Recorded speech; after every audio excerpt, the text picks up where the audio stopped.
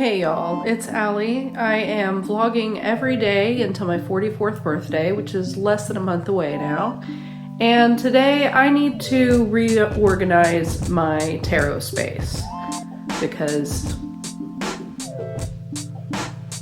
you know, I think what I'm gonna do is kind of probably switch the camera angle around a little bit. And just as I am going through my collection, if there's something I want to talk about, I will stop what I'm doing and start recording and talk about it a little bit. So yeah, let me start cleaning off this shelf. Okay, bye. Okay, but like, this is staying. Just so you know, this is staying. Another reason I'm going through and rearranging stuff. First of all, it's the season. I like to kind of rearrange things seasonally. But also, in the last season, I've acquired some new stuff, like this awesome book that I've really been enjoying by Yoko Ono. And I don't have a place for it yet because all of my shelves, I kind of organized them to be aesthetically pleasing. So when I buy something new, I have to think about where I'm going to put it.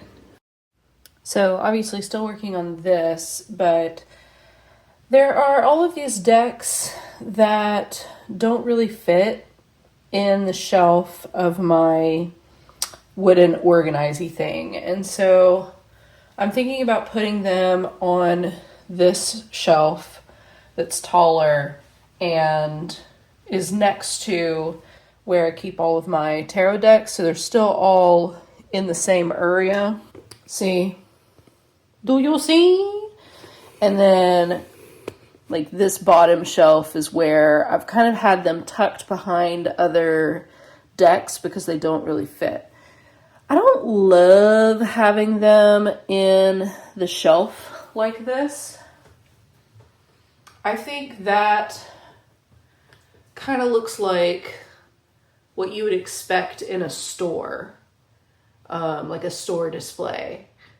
And I don't love that approach, but it would make them visible. But I still need to finish cleaning off the rest of that shelf, so I'll figure it out. Okay, as I was moving stuff around, I also remembered on this other shelf on the top, I also have more decks and books that didn't fit. Like this Dolly box, it's velvet. it's like a fake kind of like plush velvet. It's so lush, and that definitely wasn't gonna fit in the cabinet. I don't even know if it's gonna fit over there. Let's see what we got. Yeah, see, that is not even gonna fit on the shelf, and I am not moving that other shelf up, so I think it's gonna stay over here on this other bookshelf for some reason. Because it's tall. That's why. Because it's tall. Even though I don't love the idea of putting all of them on the bookshelf like that, it does make some decks that I don't usually go for visible all of a sudden.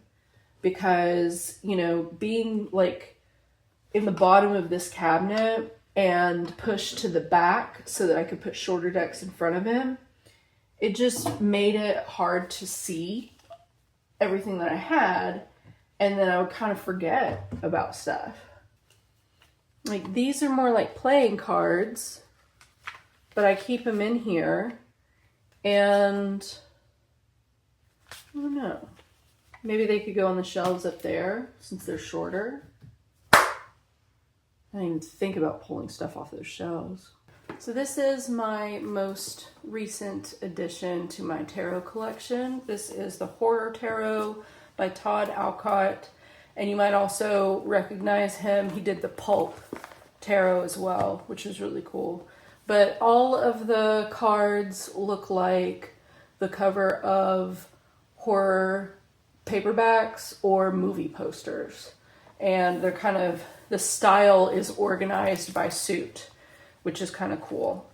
And my brother-in-law got me this for Christmas, so I will be adding this to my collection today. Okay, I'm gonna take a break and Probably make some more decisions on another day, but I got a good start with kind of cleaning things off and switching things back and forth, and then I can make some better choices organization wise in a couple days. So it's been a couple days. I looked at my decks and decided that part of the reason I was not excited to try to reorganize this stuff is because there's some decks that have been in my collection for a while that I am not excited to use. So I went through and pulled some decks out that just over the years I've known I never really pick up, I don't really need in my collection. And I've put those aside, and now I am ready to organize the ones that still exist. This is the Vanessa Tarot. I've had this one for years. I might have gotten it like, oh, I don't remember. Maybe back in like 2012, something like that. I love it because, first of all, it's in a 10. These little tarot decks in a 10, love. I will always collect a tarot deck at a 10. And then also it's really small, so it fits in my hands well. It's like really easy to shuffle. And all of the cards are women doing kind of modern or recognizable things. So it's a lot less esoteric than what I saw in tarot decks when I was first starting to learn. And so this is one of those decks that I bought because I felt like the characters would be a lot more recognizable. I love the backs on these as well. And I wasn't immediately in love with the art style, but I don't know why. I actually kind of love the like flat kind of, I don't know, would you consider it vector art kind of look? I love the choices for the palette. So this is one of those ones that I don't pick up all the time, but I used to use this one every single day, and I still love having it in my collection. It's in such good shape. Look at the cardstock. Like, it just hasn't bent at all. It's awesome. So yeah, Vanessa Tarot, highly recommend. So this is the Fifth Spirit Tarot. This is another deck that has kind of a modern style to it. And even though that was something that I just did not think I would be into when I first started reading tarot cards, I love it now. I love seeing people in a tarot deck who actually look like people I might know or run into on the street. You know what I mean? So for example, like Knight of Cups, the High Priestess. The High Priestess actually looks like the woman who waxes me. Monique. She's wonderful. Page of Cups. Justice. Beautiful. And then the minor arcana are pip cards. So just whatever the suit is, but then with a scene around them. So I guess they're not really, they're kind of like pip-ish, but they're not really pips. These cards are slicker than snot. In addition to being really slick, I also just love them because they're really inspiring. The artist says that they were not an artist before they sat down and drew this deck. And that actually the first cards they started with, they had to redraw them because they'd gotten so much better at drawing by the time they got to the end of illustrating a 78 card deck. So that to me is just really cool, and it kind of makes me hopeful that one day I will actually sit down and finish a tarot deck of my very own. But who knows? Who knows? I know I just moved all of these over there, but I think I'm going to put them right back where they were. They were just fine where they were. And I think I'm going to put them, I like that they're with this red rum bottle. And I think I'm going to put, sorry baby. Maybe not.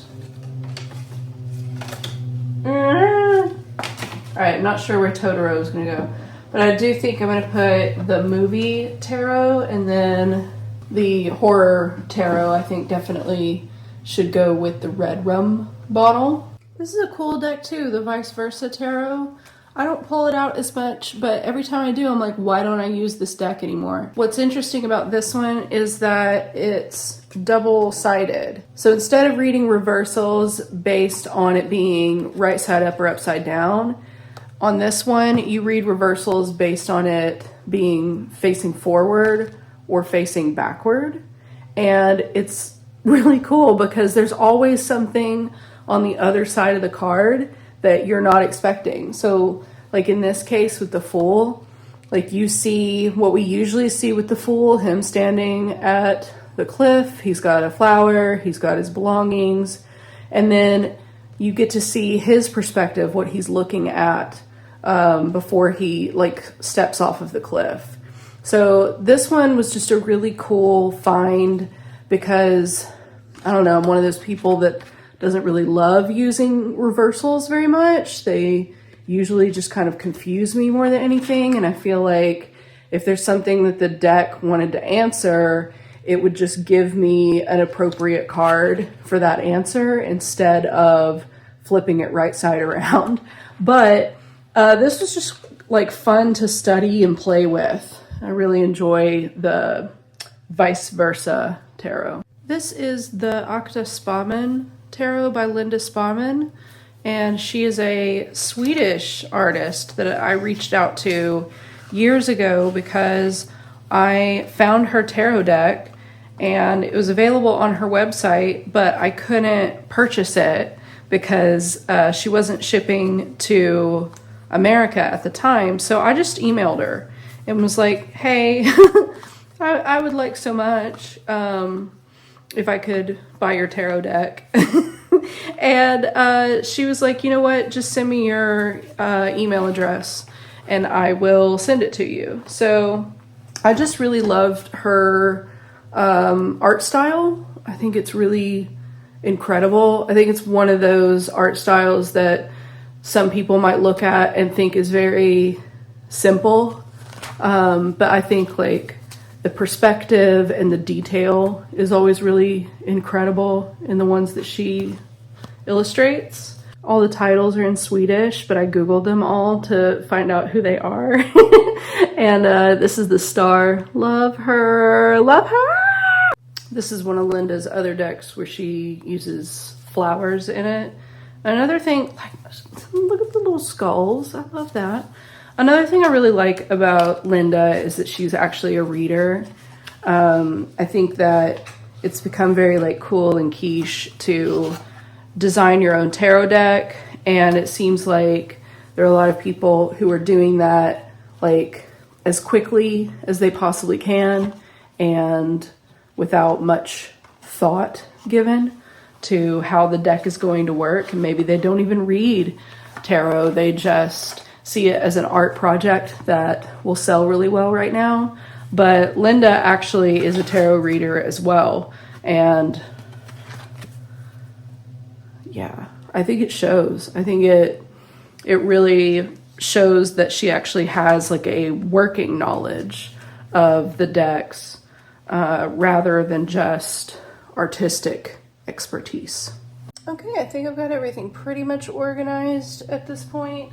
The last deck I wanted to talk about is an out-of-print indie deck that was very popular back in the day.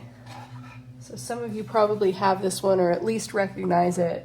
It's the Slow Holler deck. I think this deck is probably the most successful collaborative deck I've ever seen. I think because they gave everybody, like obviously, they gave everybody directions to use the same color palette. And so even if it's completely different materials or it's a totally different style, it all still works really well together. And it is Southern and queer, both of which I really love and appreciate. So I just love flipping through this one. It didn't come with a box, so I put it in a box that Annie gave me for Christmas one year, And sometimes I kind of forget. God, look at that chariot card. Sometimes I kind of forget about it because it's not with the other ones, but God, it's so beautiful. And it actually has a really good book with it. One thing that I would say is pretty annoying about indie decks these days is like you go on Etsy and you find a cool indie deck and they want $75 for it, and it doesn't come even in a tuck box, and there's no guidebook, or if there is a guidebook, it's a QR code and you have to look it up on your phone. Boo, boo. This one, like the artwork inside of the book is cool. They really took time to write some interesting interpretations of the cards. So yeah, it's a really great deck. If you were like wanting to spend some money on an indie deck that was, you know, hard to find out of print, and you came across the Slow Holler Tarot, I would totally recommend getting that deck. So yeah, everything feels different, a little fresher, a little seasonal change. I will probably switch it around in a couple months anyway, but I just wanted to go through the collection, see what I was feeling, that kind of thing. And it's nice to do every once in a while, just kind of give yourself something new to look at, you know? I guess I should probably try to link decks below. I'll try to remember to do that, but if I don't, feel free to leave a comment and ask me what a deck is. You're not going to be on my nerves doing that. And if there's one that you want to hear more about, leave me a comment about that as well, and maybe I'll make a devoted video to one if you're really interested in it. This is a very rare deck. It's been out of print for a long time. I'm sorry, I just had to, I couldn't. All right, that's about it. Let me know if there's anything else that you would like to hear about or see on my channel. Talk to you next time. Bye.